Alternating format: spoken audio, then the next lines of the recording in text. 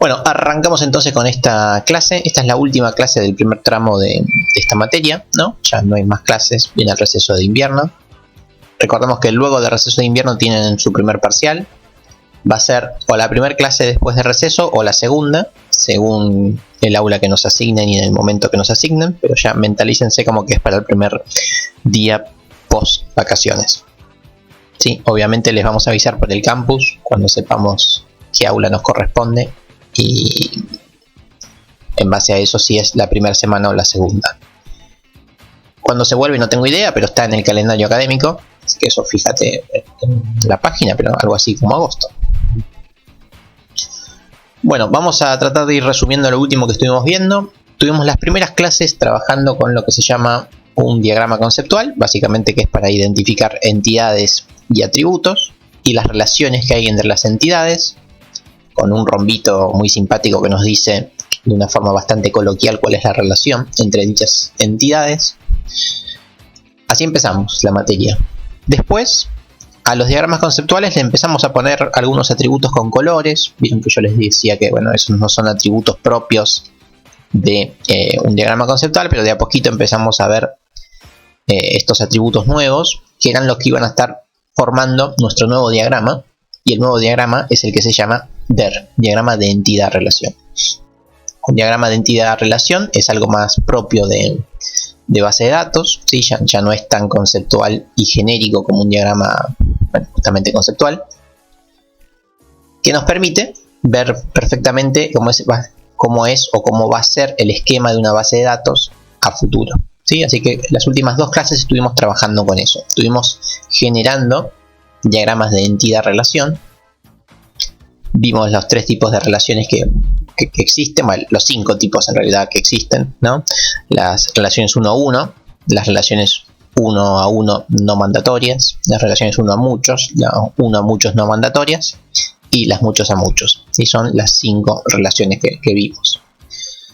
Y bueno, una vez que teníamos el diagrama hecho con nuestro IDE, que también nos ayuda a hacer dicho DER, vimos cómo hacer ingeniería inversa para conseguir el SQL que permitiría generar dicho DER, ¿sí? O sea, hicimos el dibujito y con el dibujito fuimos al código. Bueno, la idea de la clase de hoy es una clase súper breve donde vamos a ver el camino inverso, que es seguramente el camino que van a tener que realizar ustedes cuando estén trabajando. Tendrían que tener demasiada suerte para ustedes ser los que desarrollen la base de datos desde cero, o sea, para ustedes utilizar la ayuda gráfica y desarrollar la base de datos por medio del DER. Seguramente ustedes van a trabajar sobre un DER que ya existe y van a tener que hacer alguna modificación sobre dicho DER, o por ahí no. Entonces seguramente ustedes tengan que laburar sobre el código, ¿sí? Así que hoy vamos a hacer el camino inverso con una base de datos chiquitita. Vamos a inventar alguna base de datos, pero la vamos a crear desde el código y luego vamos a pasarla a imagen. Todo lo que tiene que ver con codificación SQL es tema que vamos a ver después de las vacaciones de invierno, pero como ya estuvimos viendo de forma intuitiva los comandos de creación y de atributos, incluso los de llave primaria y los de llave foránea, vamos a usarlos hoy para generar nuestra tabla. Después los comandos más propios de las consultas a las bases de datos, modificaciones, etc. Eso sí los vamos a ver a partir de las vacaciones. Por favor, el micro ahí no sé quién es. Gracias. Así que bueno, vamos a empezar.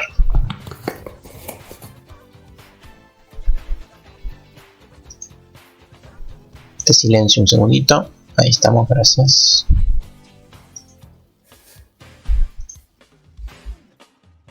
Bueno, arranquemos. Acá tenemos nuestra ventanita para escribir código SQL. Bueno, más que eso no lo puedo agrandar, parece. Ahí está, un poquito más. Bueno, para generar una base de datos, lo primero que hay que hacer es, antes de generar las tablas y todas esas cuestiones, ¿qué les parece que hay que hacer? ¿No? Algo bastante intuitivo, pero como es la primera vez que lo vamos a hacer, ¿qué les parece que vamos a hacer con nuestro primer comando? Bueno, justamente crear la base de datos, ¿sí? Necesitamos tener lo que se llama el esquema de la base de datos creado, por lo menos vacío, ¿sí? Entonces eso es por ahí es donde se empieza. Los comentarios son doble guión medio y espacio. Vamos a crear una base de datos, ¿no? Vacía, sin nada. Bueno, eso como era crear, ¿qué cosa? Una base de datos, database. ¿Sí? Creamos una base de datos y le ponemos un nombre, ¿sí? Ponemos el nombre unla. ¿Por qué estamos teniendo esta clase? Bueno, estamos teniendo esta clase porque ustedes vieron que cuando hacemos la transformación de la imagen a SQL aparecen un montón de comandos, un montón de líneas, comillas, etc. ¿Sí? Cuando uno hace la transformación automática, bueno, justamente este convertidor tiene en cuenta un montón de cosas y utiliza una sintaxis bastante engorrosa, pero justamente la clase de hoy es para que vean que es bastante más sencillo, ¿no? Y bastante más intuitivo, que no hace falta tener en cuenta tantas cosas. ¿Sí? Entonces de esta forma estamos creando el esquema que se llama unla y punto, y no hace falta poner ni las comillas ni nada por el estilo. Y con esto solo ya funciona. A ver, hay dos metodologías para crear la base de datos. Uno es escribir todas las líneas de código y ejecutar, a ver qué pasó, o ir probando una por una. Es lo que uno suele hacer, ¿sí? Va ejecutando las instrucciones una por una. Para eso tenemos dos mecanismos, ¿sí? Que tenemos este que ejecuta donde tenemos el cursor, ¿sí? ¿Ven? Yo tenía el cursor en esta línea, lo tenía acá, apreté y se ejecutó la creación de la base de datos. Y después tenemos este otro botón, que es el que más uso yo, que es que si no hay nada seleccionado, ejecuta todo, y si vos seleccionás algo, ejecuta lo que tenés seleccionado. ¿Sí? Yo siempre utilizo esto verdaderamente. Bueno, si se fijan, ya se creó nuestra tabla, o eso dice. Vamos a ver si es cierto. Venimos acá, a donde tenemos todos los esquemas, apretamos refresh, y bueno, efectivamente se generó la base de datos unla, que no tiene nada. Pues nosotros tenemos que fijarnos simplemente en tablas porque es lo único que más o menos sabemos, pero bueno, no hay nada en tablas, ¿sí? Pero la base de datos ya está. Justamente eso iba a hacer. Vamos a crear otra vez la base de datos. Pumba, error, ¿sí? No se puede volver a generar la base de datos porque la base de datos ya existe. O sea, ya existe una base de datos con ese nombre, básicamente. Y bueno, y eso va a pasar con prácticamente todas las instrucciones, ¿sí? Cuando uno quiera generar una tabla, si la tabla ya existe, les va a tirar error. Va a decir que ya existe, ¿sí? Bien. Entonces ahí tenemos creada nuestra base de datos, vacía.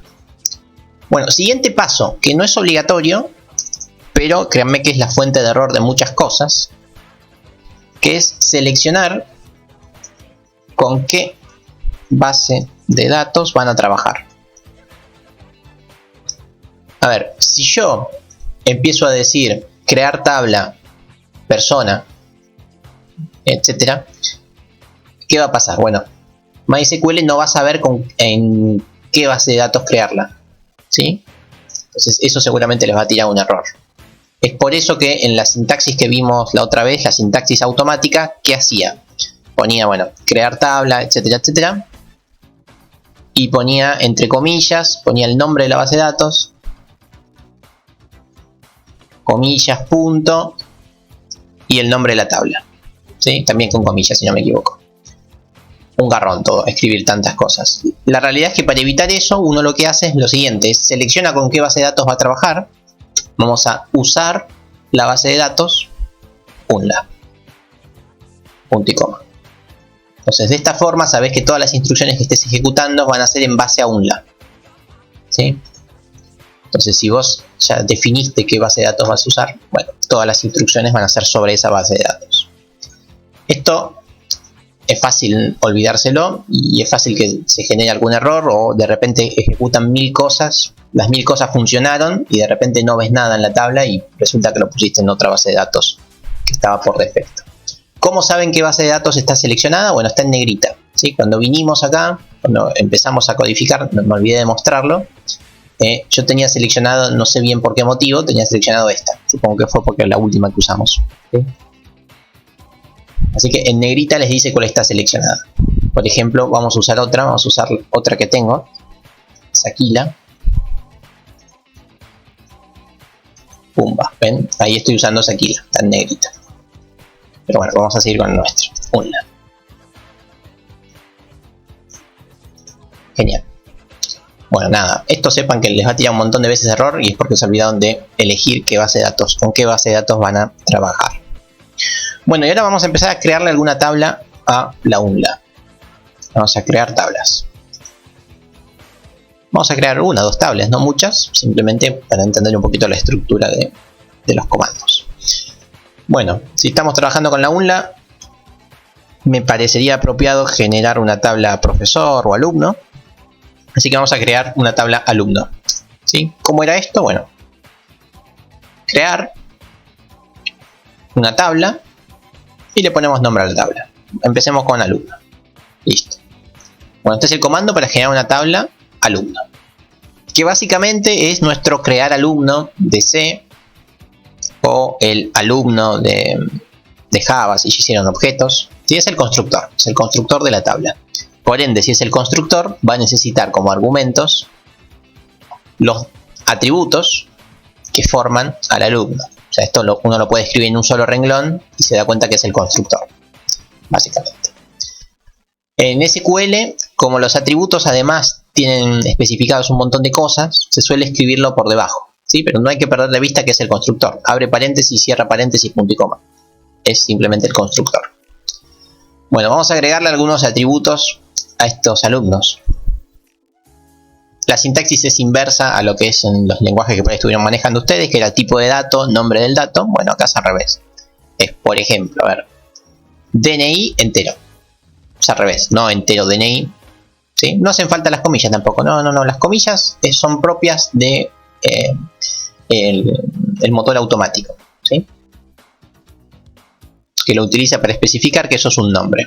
¿Sí? De esa forma seguramente evite algún error en cuanto a los nombres compuestos, etc. Pero no son necesarias las comillas. O sea, por eso estoy dando esta clase, para que vean que la sintaxis es bastante más clara de lo que parecía. ¿Sí? Obviamente uno siempre va a utilizar casi siempre va a utilizar la sintaxis automática porque es más rápida y seguramente más infalible que nosotros. ¿Sí? Debe estar súper optimizada para que no haya errores. Pero así todo, si uno tiene que hacerlo uno mismo, es muy sencillo, bastante intuitivo. Bueno, vamos a generar la tabla alumno, que va a tener un DNI. El DNI vamos a hacer que sea no nulo. Sí, básicamente podríamos elegir si puede estar vacío o no. Al decir que no es nulo, quiere decir que no puede estar vacío, ¿sí? Así que este era el primer tipo de dato que usábamos, como el clásico. Después vamos con el nombre. Para los nombres habíamos visto que podíamos usar el que se llama varchar, que entre paréntesis teníamos que decir el tamaño, qué sé yo, 40. Y bueno, por ahora habíamos usado esos, enteros y varchar, creo que no usamos ninguno más. Después me tomo un ratito para contarles algunos más, pero básicamente con esos dos pueden avanzar un montón. Vamos a meterle alguno más. Una edad, vamos a hacer que pueda ser nula. Estoy inventando, ¿no? Obviamente. Y bueno, si está el nombre estaría bueno que esté el apellido. Pumba, apellido.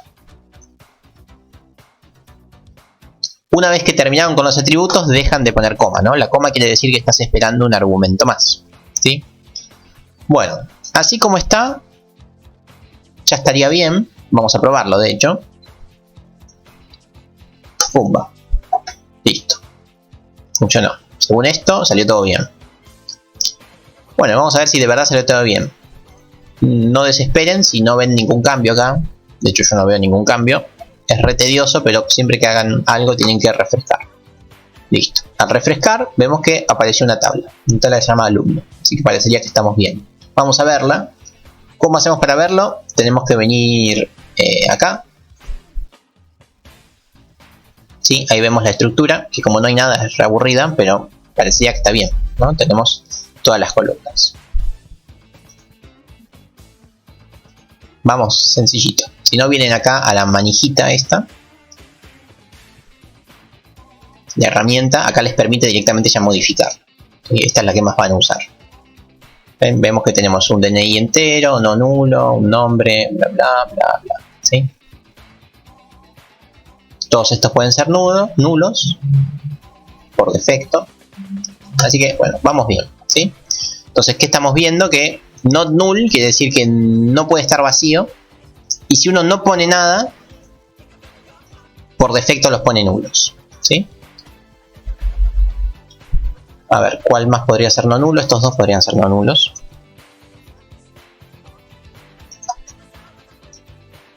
Ahí estamos. Bueno, hice un cambio en la tabla. Vamos a ver qué pasa con un cambio en la tabla. Vamos a volver a ejecutar. Y vemos que lo que ocurre es bastante intuitivo en base a lo que les dije recién, ¿no?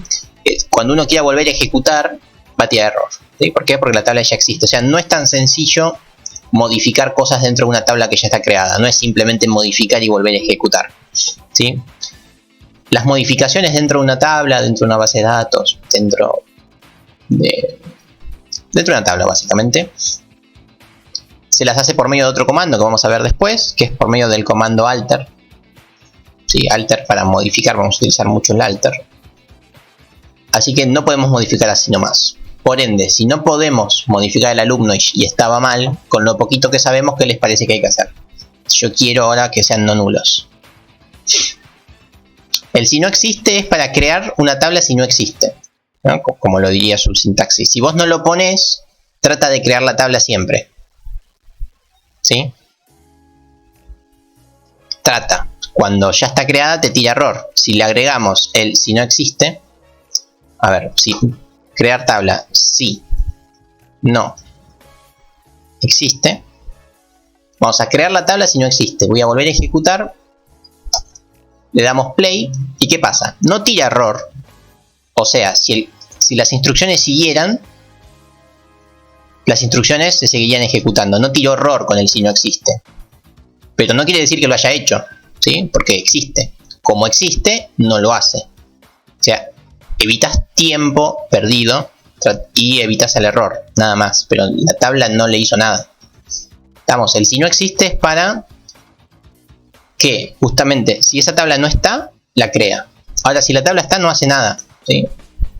Por eso no tira el error, porque no hace nada. Pero lamentablemente no nos puso el cambio.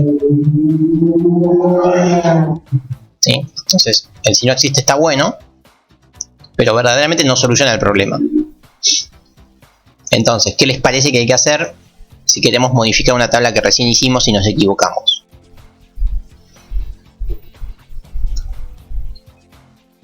Bueno, con lo poquito que sabemos, la respuesta es bastante intuitiva. No vale usar ningún comando avanzado porque no los vimos, ¿no? Update, nada de eso. Bueno, sí, exactamente lo que dice Lucas, borrarla y crearla. O sea, si nos equivocamos y hay que hacerlo otra vez, bueno, nada, pumba, eliminar. ¿Sí? Es lo que se llama drop table. Ahí, ¿está seguro que quiere? Sí, quiere. Listo, se borró la tabla alumno. Refrescamos y obviamente no hay ninguna tabla. Ahora sí volvemos a ejecutar esto y se creó la tabla alumno. Bien, entonces por ahora lamentablemente lo único que podemos hacer es eso. ¿Sí? Les puedo adelantar cómo es el borrado de tabla para que nos facilite algo. Si tenemos que volver a borrar la tabla para hacer alguna modificación, el comando es igual que como aparecía ahí en el cursor. Drop y ponemos el nombre de justamente lo que queremos borrar. O sea, va a ser una tabla que se llama alumno. Listo. Si la tenemos que volver a borrar, ejecuto esto nada más. ¿Sí? Sí, ahí después puedes combinar los comandos. Sí, efectivamente. Bueno, listo. Ya tenemos la tabla así. Perfecto. Bueno, estos serían los atributos de la tabla.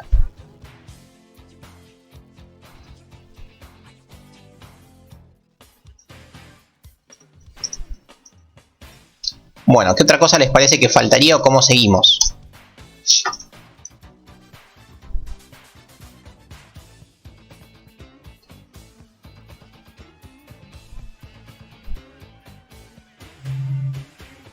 O sea, ¿por dónde podríamos seguir con esta tabla? Sí, bueno, efectivamente faltaría la llave primaria, ¿no? Vamos a tratar de que siempre las tablas sean fuertes, es decir, que tengan una llave primaria. Por ende, ¿sí? Por ende, ¿cuál les parece que es o si hay que crear una nueva?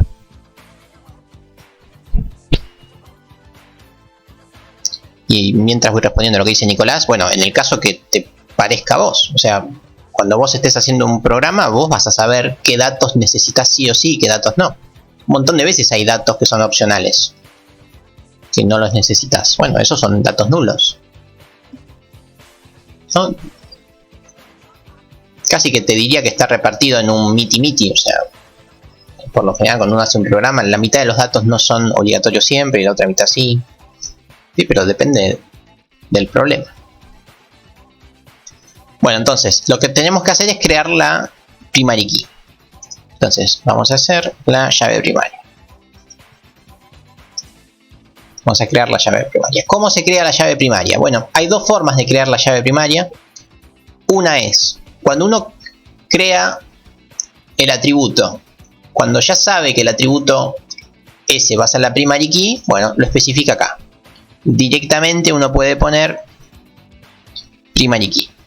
Además de decir que es un entero y no nulo, puede decir, bueno, che, y este además es la primary key. Se lo puede hacer en un renglón. Lo dejo para la otra tabla, eso de hacerlo en un solo renglón. Acá vamos a hacerlo de la forma más parecida a la forma automática. Que ¿cómo era la forma automática? ¿Sí? La forma automática nos decía, bueno, una vez que tenemos todos los atributos listos, definimos cuál es la primary key. O sea, decimos, bueno, la primary key es... Y acá elegimos en base a los que ya tenemos. A mí me gusta más esta estructura. ¿Sí? De los que ya tenemos creados, ¿cuál es la primary key? Esa es la primary key. ¿Estamos? Bien, ya tenemos los atributos y la llave primaria.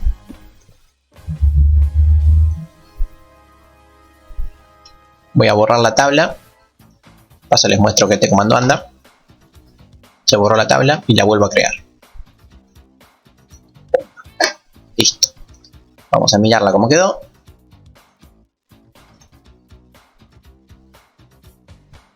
Acá está, ¿sí?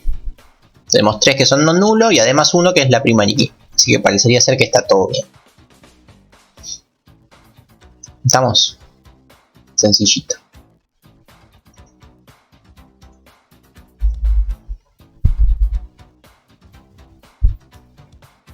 Vamos hasta acá, ¿no? Una tablita sencillita.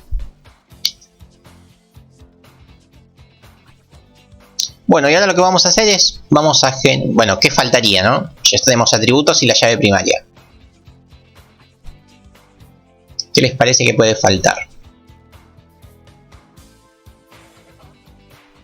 Una pregunta que me pueden llegar a hacer es, vuelvo a borrar la tabla, ¿no? Pumba, borro la tabla.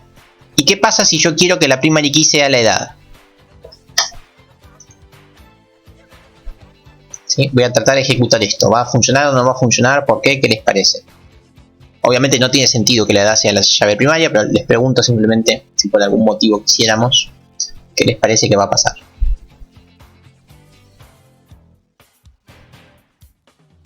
Vamos a ejecutarlo y te va a decir básicamente lo que estuvo diciendo Kevin por ahí. No podés poner que una llave primaria sea nula. O sea, la llave primaria tiene que existir, no puede ser un campo opcional. ¿Sí? Y eso es lo que está diciendo acá. ¿Sí? Así que nada, tengan presente eso. Vuelvo a poner el DNI. Que si eligen un atributo como llave primaria, bueno, chequeen que sea no nulo. O sea, que siempre esté. ¿Sí?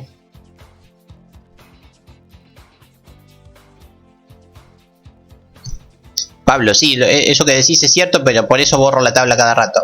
No sabemos actualizar tablas y eso lo vamos a ver después de... No sabemos actualizar nada. ¿Sí? Para utilizar los comandos alter o update tenemos que esperar hasta las vacaciones. Por eso ahora borro y creo la tabla todo el tiempo. Por eso es que no podemos modificar nada ahora. Por eso borro y creo. Por eso estoy tratando de hacer una clase intuitiva, ¿no? Sin muchos... O sea, sin nada que no hayan visto. Constructor, destructor, nada más. Y atributos. Ya está. Bueno, listo. Llave primaria. Bueno, ahora vamos a generar alguna otra tabla cualquiera. ¿Sí? Otra tabla sencillita.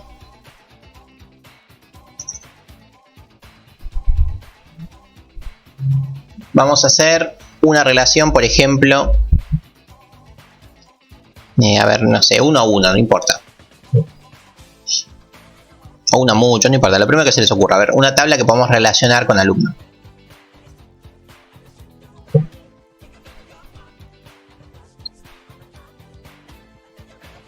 Ok, cursada, curso, si quieren.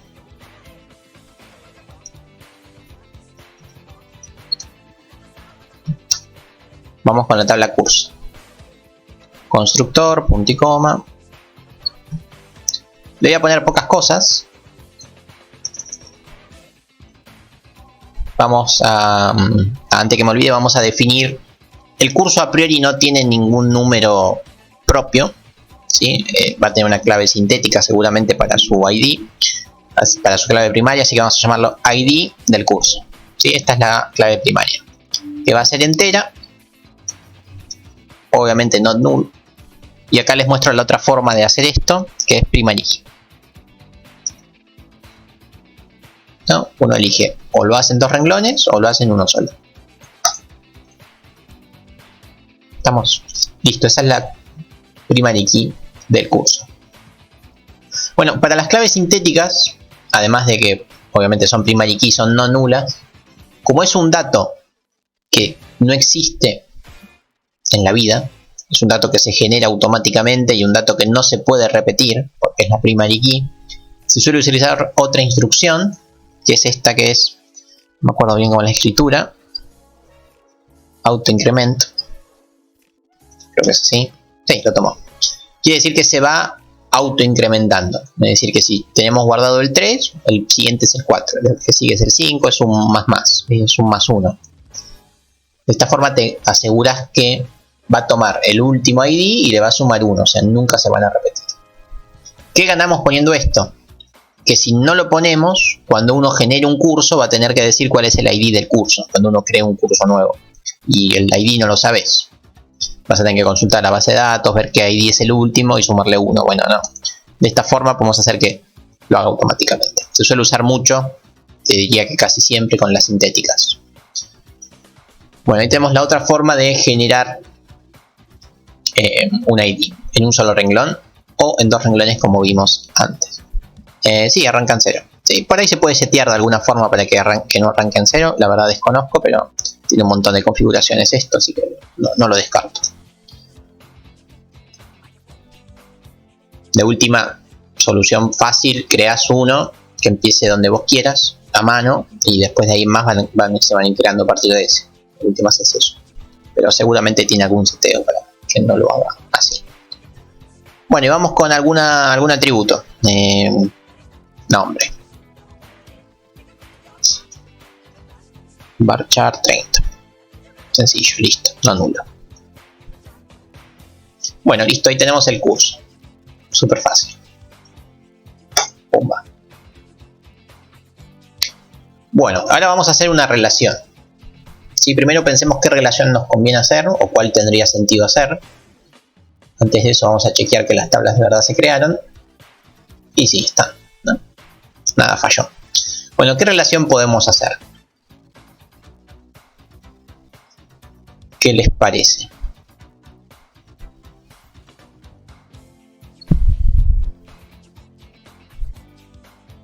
¿Cómo sería la relación?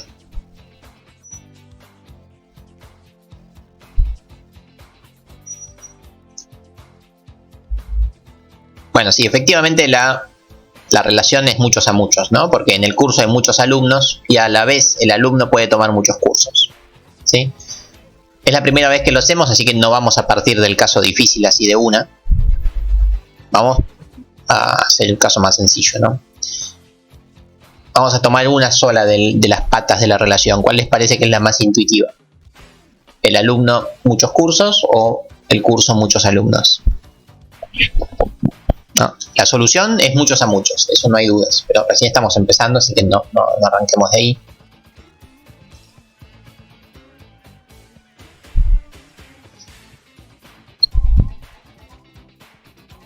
Entonces, ¿con cuál nos quedamos? Bueno, efectivamente con la que dice Nicolás, ¿no? Vamos a hacer esta relación, la que es el curso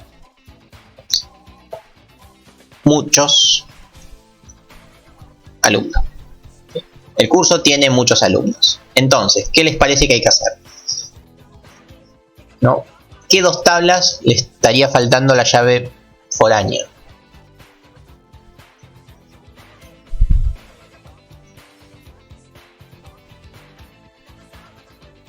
Bueno, al curso. Efectivamente, siempre la llave foránea va del lado del muchos. Por ende, acá al alumno le vamos a tener que generar una llave foránea. Así que el último apartado es el que podemos usar para las llaves foráneas. Bien, bueno, ¿cómo hacemos la llave foránea? Básicamente tenemos que definir otro atributo que va a ser el que vamos a utilizar para generar la relación con el curso. Bueno, ¿cómo les parece que podemos hacer? Por defecto no me acuerdo qué nombre le ponía, pero si no me falla la memoria, por defecto ponía foreKey ID del curso. ¿Sí? Avisaba que era una llave foránea y que lo iba a relacionar con el ID del curso, o sea, de la otra tabla. Creo que por defecto ponía ese nombre. Nosotros los humanos muchas veces usamos el mismo nombre que la llave primaria de la tabla, ¿sí? Por lo general uno cuando lo hace a mano pone el mismo nombre que tiene el ID de la tabla con la que vamos a relacionar. El ID no, el nombre de la tabla con la que vamos a relacionar. ¿Estamos? ¿Qué pro y qué contras tienen estas dos formas de llamarlo? ¿Cómo lo llamo? ID del curso o foreKey del curso. ¿Cómo les parece que lo podemos llamar? Es el nombre de una variable, así que uno le pone el nombre que quiere. O sea, quiero que quede claro eso. Pero por estandarización, uno usa uno u otro. Pero ¿cuál les parece que es mejor? Yo ya les adelanté que por lo general uno utiliza este. Pero ¿cuál les parece que es mejor?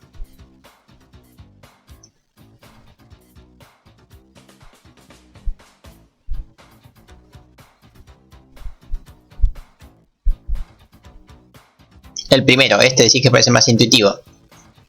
Sí, puede ser, no sé. No lo pensé desde el punto de vista intuitivo. Es cierto que a simple vista es más fácil de identificar que es una llave foránea, eso es cierto. Pero si uno lo llama de esta forma,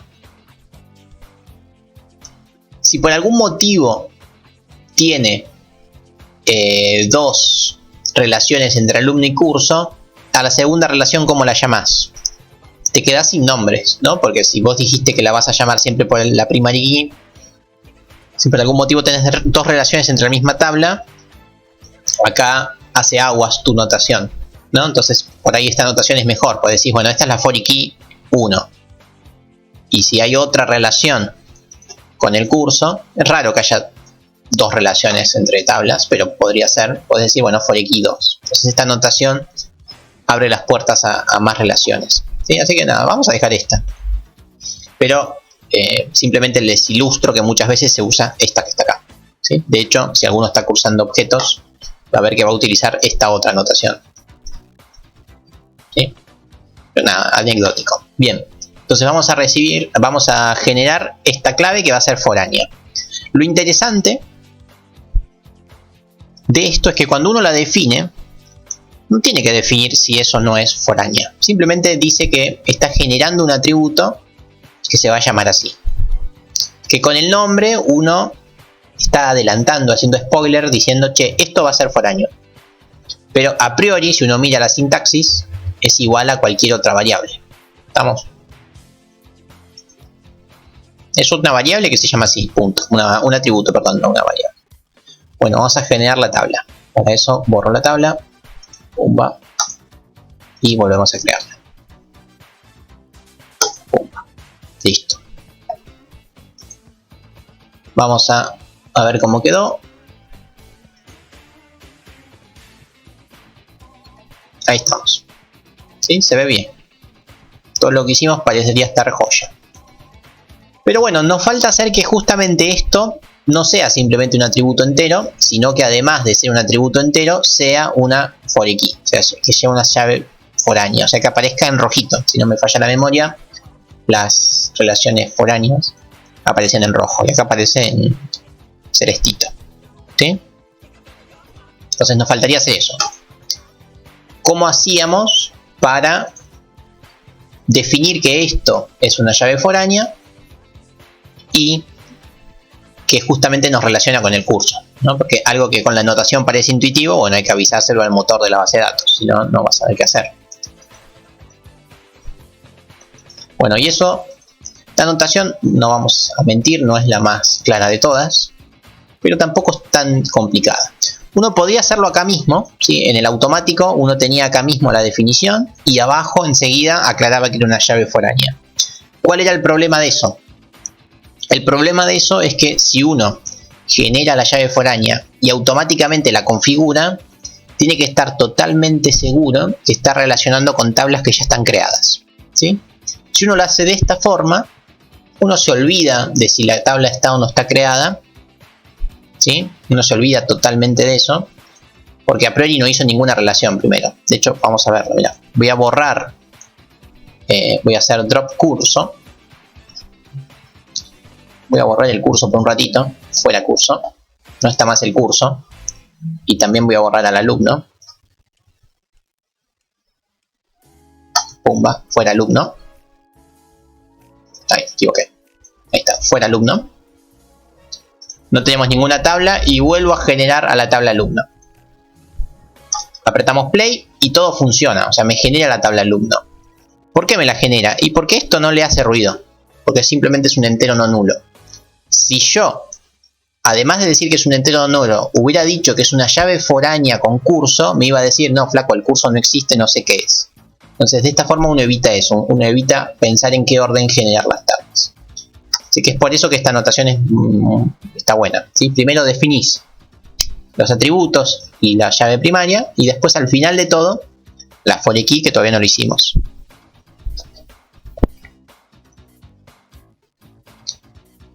Booleano. Booleano, creo que ahora vamos a hablar un poquito de los datos. Creo que lo transforma en un binario, ¿sí? No en un, ¿sí? No en un mini int. Sí, pero básicamente lo transforma en 0 y en 1. ¿Sí? Bueno, listo, ya tenemos las dos tablas. A ver, borré tanto y refresqué tanto que no me acuerdo. Sí, están las dos tablas.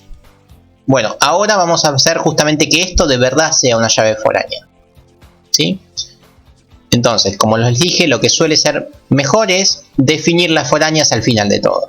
Una vez que uno ya creó todas las tablas, empieza a generar las relaciones. O los vínculos, si quieren, ¿sí?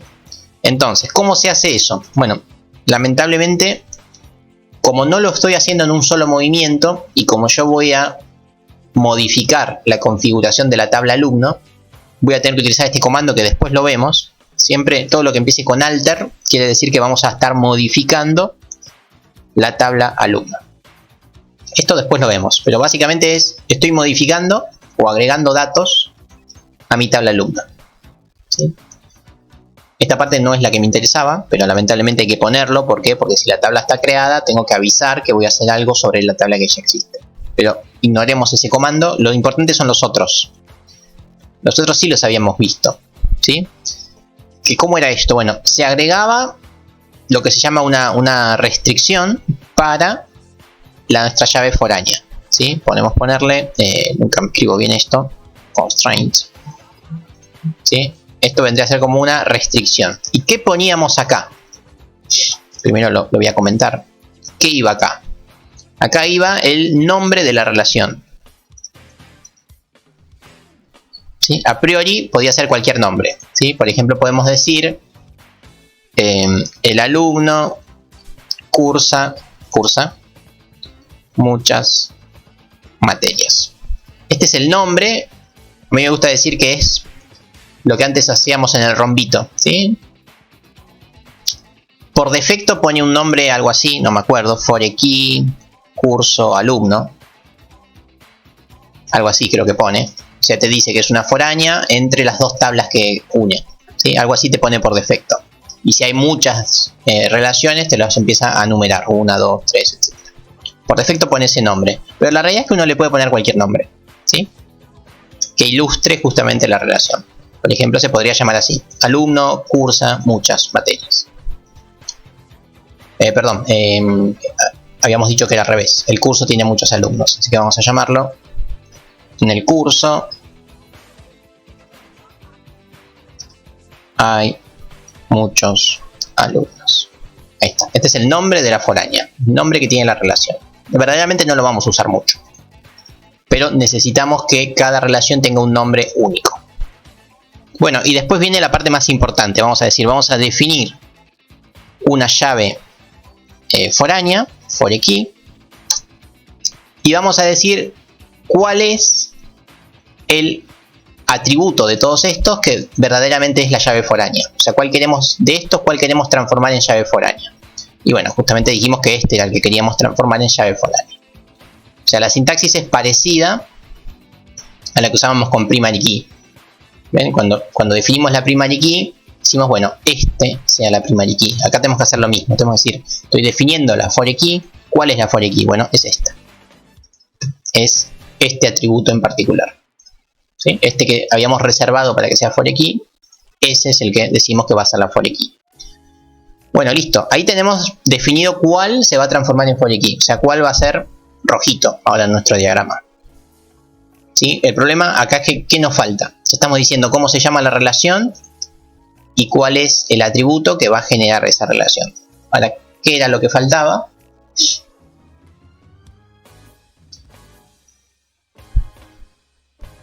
¿No se acuerdan cuál era la última cosita que había que hacer? Sí, lo que se llama la referencia, ¿no? Reference o references en plural.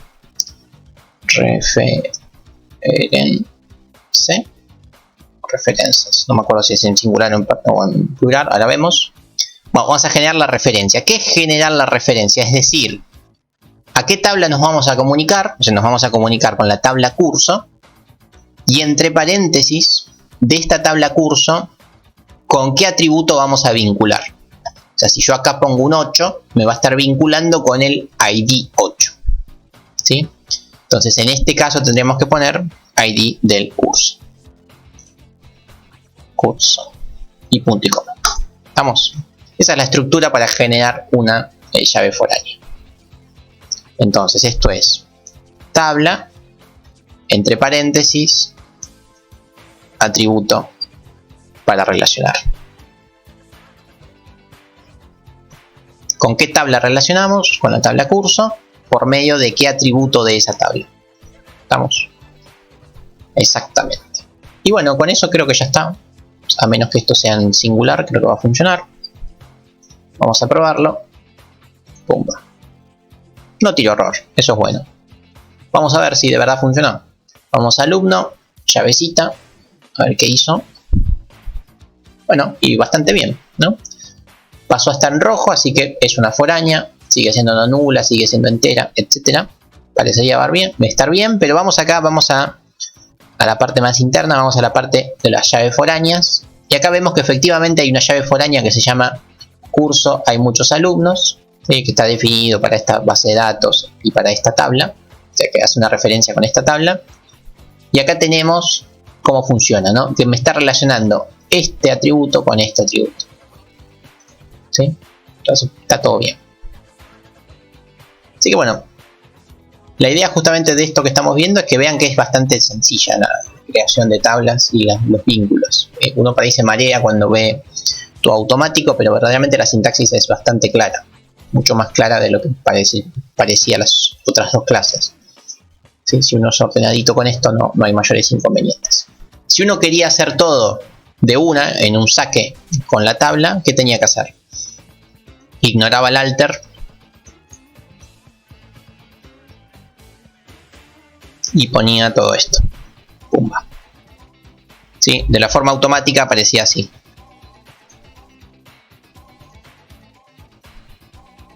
Creo que sin el add. Sí, algo así, perfecto.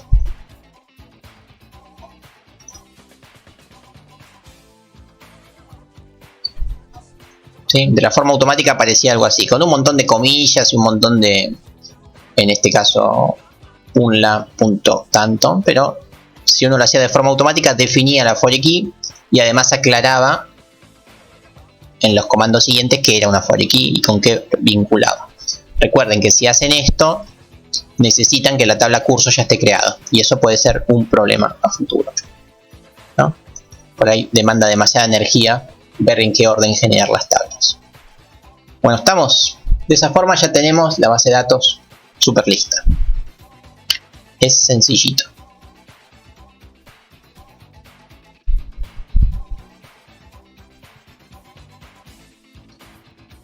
¿Me siguieron hasta acá?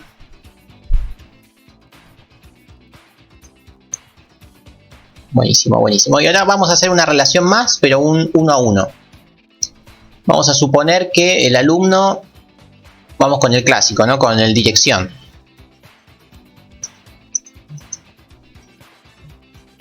O uno más fácil todavía, a ver, contacto.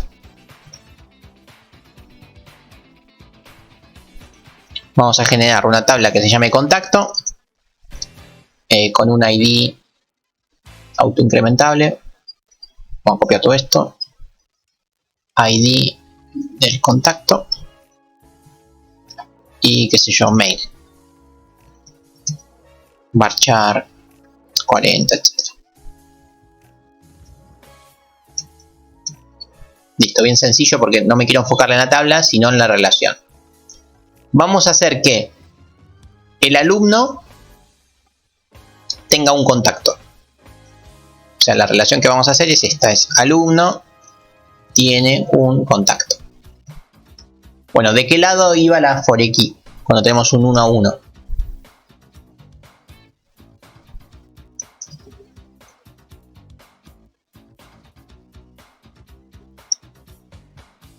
Vamos a suponer que tiene un solo mail cada alumno. Que eso no es cierto, pero por lo general en los sistemas uno almacena solamente un mail. ¿Sí? Pero vamos a suponer eso. Donde el un contacto lo voy a poner en mayúscula. Y cada contacto es de una sola persona, ¿no? Que no comparten mail. ¿Dónde ponemos la for key? Si tenemos un 1 a 1. Efectivamente. Si no, no importa de qué lado va. ¿Sí? No importa. Bueno, es un 1 a 1. Puede ir de una tabla o de la otra. Da igual. Ahora, es muy probable que el alumno tenga muchos contactos. O sea, si uno tuviera que elegir, sería mejor ponerlo en contacto, ¿no? Porque por si tenés muchos mails. O sea, sería mejor ponerlo acá, pero la respuesta es, no importa dónde va. Sí, no interesa dónde va, porque es un 1 a 1. Ahora, yo lo voy a poner en alumno, simplemente para mostrarles algo y para que lo vean más fácil. Así que, porque sí, lo voy a poner en alumno. O sea, voy a definir una for key que me va a relacionar con el ID del contacto. Obviamente entero, no nulo. Vuelvo a la pregunta. Cuando es 1 a 1 puede ir de cualquiera de las dos tablas, no importa de cuál va. Si uno lee el enunciado, parecería que tiene más sentido que vaya de este lado, porque sería normal pensar que hay un 1 a muchos. Por ende, si hay un 1 a muchos, debería ir al lado del muchos.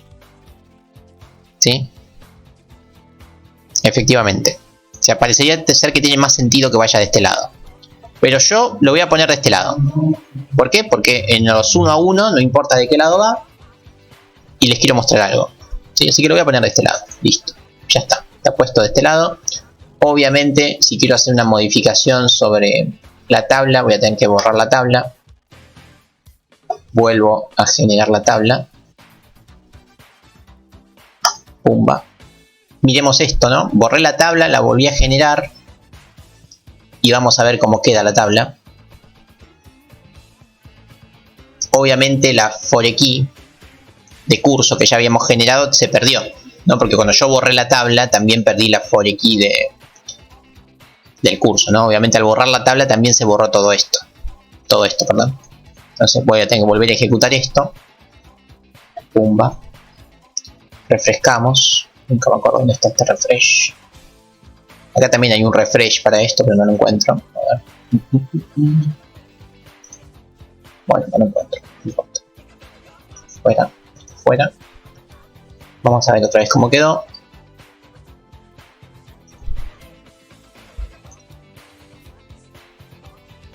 Ahí estamos, ¿ven? Ya volvió a ser una llave foránea. O sea, es importante eso, ¿no? Que cuando uno borra la tabla, borra todas las relaciones. Bueno, listo. Y ahora vamos a generar esta relación. ¿Sí? Bueno, ¿cómo era para generar esta relación cuando es 1 a 1? Voy a hacer un copiar y pegar de esto y vamos a modificar lo que haya que modificar. En este caso estoy haciendo la 1 a muchos entre curso y alumno. Ahora vamos a hacer la 1 a 1. 1 a 1 entre alumno y ¿qué era? Y contacto. Bueno, ¿qué va a cambiar? A ver, bueno, voy a modificar la tabla alumno, eso es igual. Le voy a poner un nombre a la relación. Vamos a ponerle que alumno tiene un contacto. Este es el nombre que tiene la relación. ¿Y qué cambia de acá? A ver, nombre que tenía esta foreKey se llama, en este caso se llama foreKey ID del contacto. O sea, me va a relacionar con el contacto. Por ende, voy a poner acá contacto y acá voy a poner ID del contacto. Si no me falla la memoria, así se llamaba. Listo. Entonces, lo voy a ejecutar. No me acuerdo si generé contacto. No, nunca lo generé. ¿Ven? Bueno, eso pasa si uno lo hace sin que la tabla esté generada, ¿no? Generamos el contacto. Ahora sí. Y ahora sí generamos esta relación. Listo, ya está. Bueno, ¿y qué estamos notando, no? ¿Cuál es la gran moraleja acá? Acá estoy generando una 1 a 1.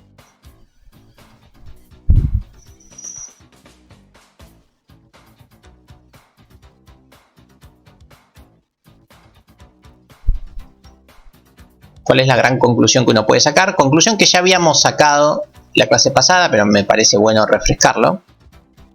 Correcto, ¿no? Que la escritura del 1 a muchos es idéntica a la del 1 a 1. O sea que son la misma implementación. ¿Sí? Y cuando uno haga 1 a muchos, va a ver que en verdad son dos 1 a muchos. Entonces, en resumen, MySQL solamente tiene un solo tipo de relación implementada, que es la 1 a muchos. Si uno quiere que la relación sea 1 a 1, después cuando sepamos justamente los comandos, vamos a tener que poner una limitación interna que se fije si ya no tiene algún contacto asignado el alumno, ¿sí? O sea, que no permita un segundo contacto para el alumno, pero va a ser algo más interno de la lógica interna, ¿sí? Pero la estructura en sí es la misma, ¿no? Internamente solamente implementan las relaciones 1 a muchos. Estamos. Para la muchos a muchos va a haber que generar otra tabla. Vamos a hacer... no lo voy a hacer, pero lo voy a esbozar, ¿sí? Vamos a generar otra tabla. Vamos a hacer una relación 1 a muchos que sea entre curso. En el curso hay muchos contactos y cada contacto va a muchos mails, muchos cursos. No importa la relación, no importa que tenga sentido, simplemente para que vean cómo se haría. Vamos a generar una tabla que me vincula el contacto con el curso. ¿Sí? Esta es la tabla intermedia. ¿Qué poníamos en la tabla intermedia? ¿Se acuerdan?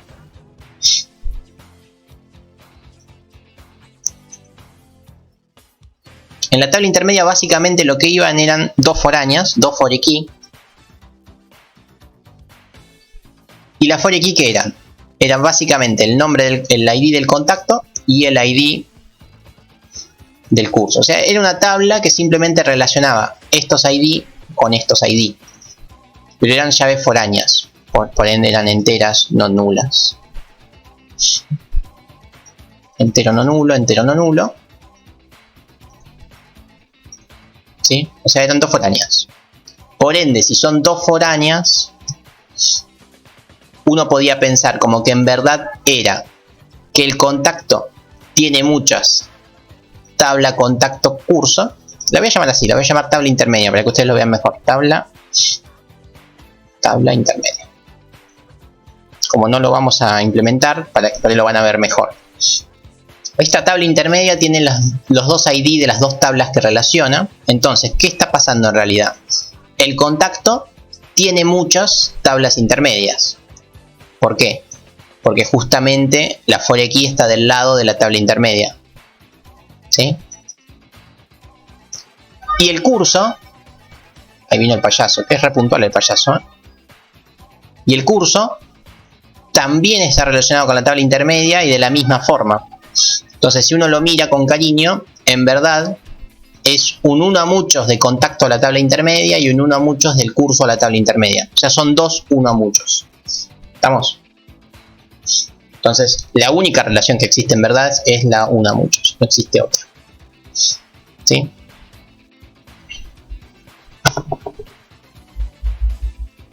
Entonces, la moraleja es esa. Es que solamente existe un tipo de relación. No me acuerdo cómo es el comentario de línea múltiple. Ahí está, acordé de casualidad.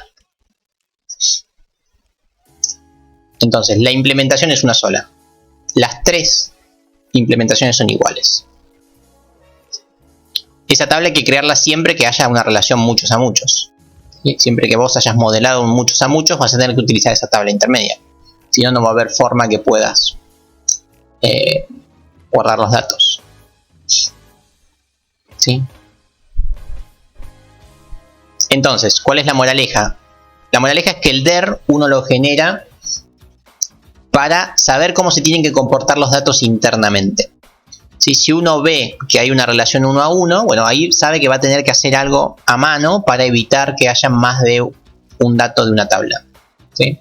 Si la relación es 1 a muchos, bueno, no tiene que hacer mucho porque es la relación que nos brinda MySQL. Y si la relación de tu DER es muchos a muchos, quiere decir que vas a necesitar esta tabla intermedia con dos relaciones 1 a muchos. Entonces, la gran moraleja es que la implementación es única. Existe una sola relación implementada. Bueno, una vez que tenemos esto, creo que ya está todo. Sí, ya están las tres. No me acuerdo si ejecuté esto, yo calculo que sí. Vamos a verlo. Sí, están las dos foráneas de la tabla. Bueno, una vez que terminamos de hacer nuestra tabla, vamos con el camino inverso. ¿Cuál es el camino inverso? Es transformar todo esto en nuestro diagrama. Para ver si se parece un poco a lo que habíamos pensado. ¿Cómo se hace eso? No me acuerdo, pero es muy sencillo. Creo que es acá en Database. Sí, en Base de Datos. Ingeniería reversa o inversa. Reversa Engineering. ¿Sí? Pumba, Play. Bueno, elegís la conexión, ¿no? Esto por defecto lo dejan como está. Si tienen muchas conexiones, por ahí tienen que elegir cuál es. ¿Sí? Bueno, no sé qué pasó, pero no me preguntó nada. Ah, acá está. Esto es lo que hago, a lo sumo lo que tienen que cambiar. Si tienen muchas conexiones, tienen que poner la que están usando. Todo eso como está, pumba. Siguiente. Siguiente, eligen qué base de datos quieren transformar a diagrama. En nuestro caso, UNLA. Siguiente. Siguiente. Dice que bueno, hay 3 elementos, bla bla, ejecutar. Es un proceso medio lento, acá son 3 tablas y lo va a hacer al toque, pero es lento cuando hay muchas tablas. Siguiente. Fish. Bueno, y ahí está, ¿no?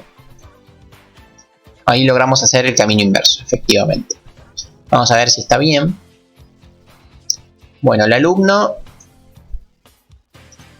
esta for key me relaciona con el curso y esta otra con el contacto. Efectivamente funcionó bien. ¿Estamos? Así que bueno, pudimos hacer el camino inverso. No, eso era básicamente todo lo que les quería mostrar hoy, como para redondear este primer bloque de la materia. Pero en base a algo que preguntó alguien, vamos a inspeccionar un poco otra cosa. Yo en algún lado lo tenía, pero nunca encuentro las cosas que les quiero mostrar. Esto no es. Bueno, esto tampoco, no importa. Después lo sigo buscando. Vamos a inspeccionar cualquiera de las tablas. Vamos con alumno, que es la más completa. Vamos a agrandar un poco. Ahí estamos. Vamos a ver un poco los tipos de datos que hay. ¿Sí? Básicamente con estos tipos de datos estamos re bien, pero hay otros más. ¿Sí? Vamos con edad. Edad es un entero. Bueno, vamos a inspeccionar la parte esa que dice entero. Bueno, acá. Acá están los enteros. ¿Sí? Pero vemos que además hay un montón de datos del tipo numéricos. ¿Cuáles son los más utilizados? Bueno, tenemos obviamente los enteros y los flotantes, que cuál es la diferencia. Yo en algún lado lo tenía, acá está. Encontré, ahí les muestro. ¿No? Esta es la documentación de los tipos de datos. Esto es para los números. Vamos con los enteros. Básicamente lo que cambia obviamente es cuánto ocupa. Ocupa 4 bytes. El valor máximo es este, alto valor, ¿no? Y el mínimo es este. Números bastante grandes. Pero después tenemos otro tipo de enteros, ¿sí? Tenemos otro tipo de enteros, como por ejemplo esto. Los tiny int, como me gusta decirlo a mí, no la tiny. Que básicamente son datos enteros, pero que tienen un rango bastante más acotado. Llegan hasta 127. Re triste. ¿Sí? Efectivamente, es un dato que ocupa un cuarto de nuestra memoria. O sea, en vez de 4 ocupa 1, o sea, ocupa re poco. Pero también no sirve para nada, ¿no? 127 a 128. Pero bueno, sí, para algunas cosas sirve. ¿No? Si vos estás almacenando la edad de la persona, bueno, metele este dato para optimizar lo que estás ocupando. Qué sé yo, cantidad de hijos, menos que seas, no sé, el Diego, 127 parecería que va a estar bien. Y bueno, esa es la diferencia con el resto de los datos. Después tenemos esto, los small, son chicos pero no tan chicos. Llegan hasta el 32.000, está bastante bien. Los medium, que llegan hasta casi la mitad, bastante bien. Y después tenemos los super enteros, que bueno, nada, llegan hasta este rango. Estos son para usos muy puntuales, ¿no? Obviamente. Nosotros en nuestra materia seguramente nos quedemos acá, en algún momento nos demos algún uso de usar algún otro, pero verdaderamente para el uso que vamos a tener nosotros con los enteros estamos joya. Pero es importante esto, la notación esta. Pequeño, super pequeño, mediano y big. ¿Sí? ¿Por qué digo eso? Porque esa misma notación aparece para los otros datos, donde están.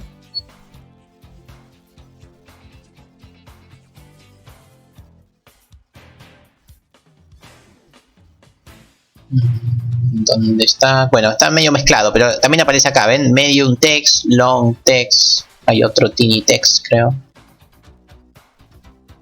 Acá tiny blob, o sea, es la misma notación que se usa para los otros datos, la idea es la misma. El dato en sí es el mismo, pero cambia el rango. Vamos a verlo con los... acá habla de cada uno.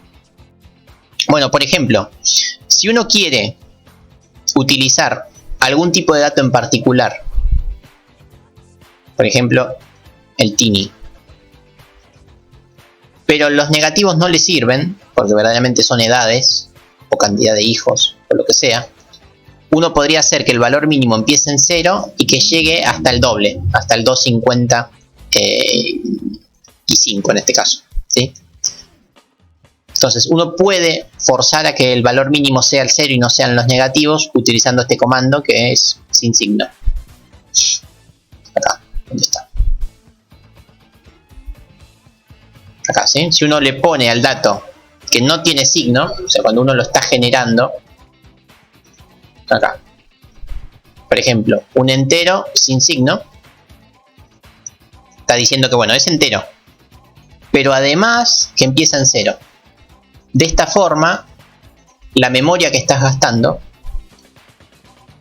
la gastas bien, ¿no? Porque ¿qué sentido tiene ocupar 4 bytes si sabes que la mitad de los bytes son para los negativos? No tendría sentido. Mejor que empiece en 0, ¿sí? Y listo. Efectivamente. Un signet, o sea, sin signo. No tiene signo. Es lo que viene en una organización, ¿no? Que evitan perder ese bit para definir el signo. Ya por defecto el signo es positivo y listo. Bueno, eso con los enteros. Y ahora lo mismo con los char y varchar. Hay dos grandes tipos de datos, tres grandes tipos de datos en MySQL para los textos. El varchar, el char. Yo nunca los encuentro acá en este menú, pero está por acá el char. estaría bueno que alguien me explique cómo están ordenados. Acá está el char y después el otro es el text, que tampoco lo voy a encontrar obviamente. Text. Bueno, y el text. Ahí está, text con mayúsculas. En algún lado del menú estaba. Bueno, ¿cuál es la diferencia entre esos? Bueno, aquí está bastante clara. Espero que empiece por el char, si no yo empiezo por el char igual. Bueno, tenemos el char. El char, ya lo voy a encontrar. En el char hay que definir la cantidad de posiciones que vamos a ocupar como máximo. Parecido como hacíamos en C, que decíamos char paréntesis 50. Quería decir que íbamos a reservar 50 posiciones para guardar un nombre o lo que sea. ¿Cuál es el problema de eso? El problema de eso es que obviamente, ven, si acá defino que tiene el char tiene 14 posiciones y viene Juan Pérez, estamos desperdiciando 4. ¿Sí? Entonces, los datos del tipo char se utilizan cuando la longitud del dato es fija. O sea, no se usa mucho en verdad. Por ahí se utiliza cuando ¿qué tenés abreviatura de país y sabés que va a tener 3 letras, ARG, BRA, INC. No, cuando sabés que tiene 3 datos, bueno, ahí metele un char 3. Pero verdaderamente, para una patente de un auto, efectivamente, que condiciones normales sabés que van a ser siempre iguales. Para eso podrías usar un char. Pero la realidad es que utilizas el varchar. Varchar, como bien dijeron por ahí, es variable, un char variable. También tenés que definir el tipo de dato máximo, o sea, la cantidad máxima de posiciones. Varchar 15 quiere decir que como mucho podés almacenar 15 datos. Pero si de los 15 ocupas 10, solamente te ocupa 10. Los otros no los usa, o sea, no gasta la memoria para esos 4 datos. Entonces es mejor. ¿Sí? Esa es la diferencia entre el char y el varchar. El varchar se adapta mejor al dato cuando es flexible, no ocupa todo de lo que asignaste. El problema que tenía el varchar es que hasta hace no mucho llegaba hasta 255 caracteres. ¿Sí? O sea que era poco. ¿Sí? Para un Twitter iba bien. ¿Sí? Para un tuiteo. Pero para algo más largo se complicaba. ¿Sí? Si uno tenía que guardar un texto verdaderamente largo, el varchar no servía. Por eso aparecía el texto. En algún lado acá está. ¿Sí?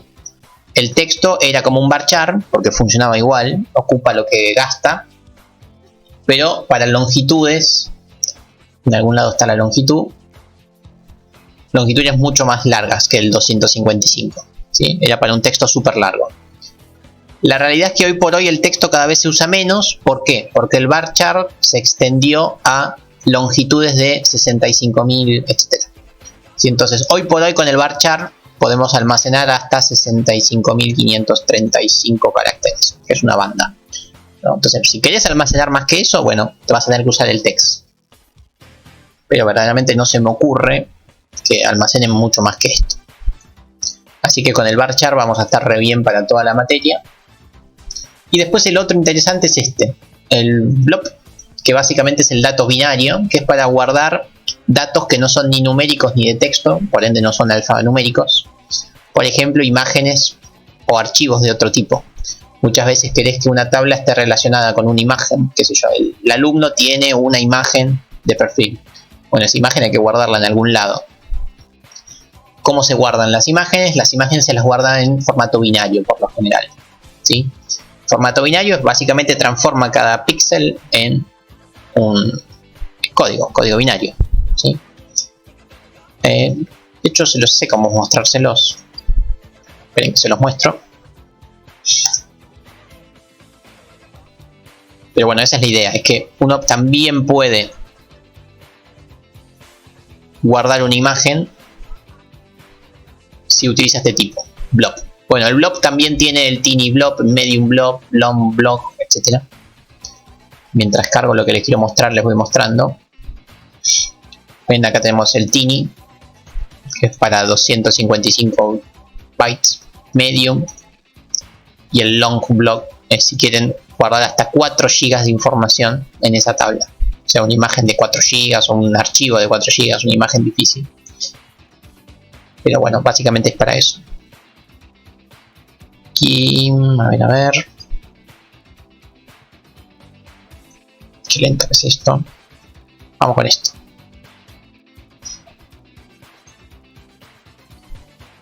Bueno, creo que todos alguna vez vieron alguna imagen en formato binario. Yo les quiero mostrar cómo es, pero está tardando mucho.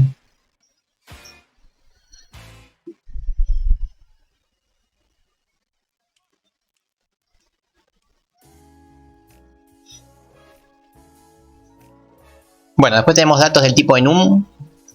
Sí que verdaderamente nunca los usé en MySQL, así que no sabría decirles cómo funcionan. Lo que sí es, igual que como usábamos en C, ¿no? Palabras reservadas para guardar solamente esos datos.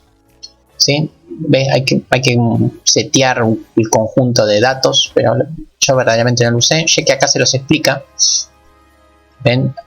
Por ejemplo, si uno utiliza un dato del tipo enumerador, tiene que enumerar justamente las palabras que va a utilizar para ese campo. ¿Sí? Verdaderamente no lo usé, así que si les digo les miento. Y después, bueno, fecha y hora, que son los que ya vimos la otra vez. Después vamos a profundizar un poco más, pero básicamente hay distintos formatos para la fecha y la hora, ya sea para la fecha o para fecha y hora en simultáneo. ¿Sí? En DataTime. DataTime permite las dos cosas, la fecha y la hora. Este es el que más se utiliza. O a veces se lo separa el formato date y en otro campo el time, para tener la fecha en un lado y el tiempo en el otro. ¿Sí? Los JSON acá se guardan como un dato único, por ende no es multivaluado porque es un JSON, es el JSON. Internamente, si uno lo piensa como un string, va a ver que hay un montón de datos internos. Entonces sería multivaluado si uno lo ve como un string, porque estás guardando muchos strings. Pero eso en realidad es un JSON que ya tiene su formato propio. ¿Sí? Tiene su formato propio, estás guardando ese JSON. O sea, en verdad es un solo campo, es un solo dato que es el JSON. Después el JSON internamente sí tiene un montón de datos internos. Pero si lo guardas con formato JSON, no podés no pensarlo como multivaluado. Bueno, hay un montón más, pero esos son los que más vamos a usar. Y después está el booleano, que bien dijo alguien. No sé, vamos con la edad booleana. La edad booleana, bueno, la transforma en binaria, como bien dijeron, del 0 y 1. Acá está booleano. Pumba. Vamos a ponerlo booleano.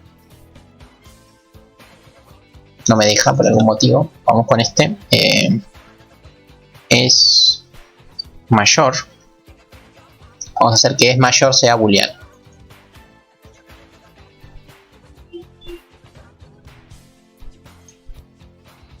Vamos a ponerle no nulo. Bueno. Booleano. Ah, mira. Bueno, el que me preguntó me dijo que se lo pasaba a binario directamente. Bueno, a mí me lo está pasando a Tini. ¿Sí? Yo sé que cuando uno lo pasaba a SQL, lo pasaba a binario justamente. A binary. Pero bueno, no sé. Bueno, claramente internamente el true y el false no existe. Existe el numérico nada más. Y nada, les averiguo por qué lo transforma a Tini. Tiene sentido, ¿no? Porque si va a almacenar el 0 y el 1, tiene sentido que utilice el más chiquito de los enteros. Pero no sé en particular por qué lo transforma en el Tini y no en el binario.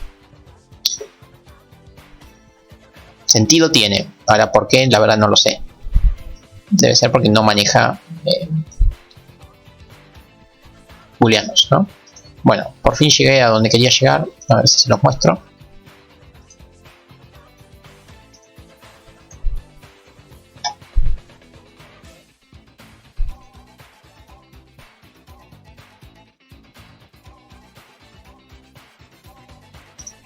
Bueno, por ejemplo acá el Collapse, ¿no? Que es una herramienta online para codificar en algunos lenguajes. Bueno, cuando uno quiere insertar una imagen acá, cuando uno inserta imágenes, ven acá, insertar imagen, aparece para insertar alguna imagen. Vamos con esta, con la Bayese. La imagen se inserta así, ¿sí? Es una plataforma que no acepta imágenes, pero la transforma a formato binario. ¿Ven? Acá está esa imagen que era re chiquitita. Es esta imagen de la UNLAD, pero transformada, ¿sí? Transformado a lo que se llama base 64. O sea, así se almacenan las imágenes en base de datos. ¿Sí? Se la transforma a base 64. Miren qué pedazo de texto para una imagen re chiquita. ¿Sí? Bueno, así es como se almacena una imagen.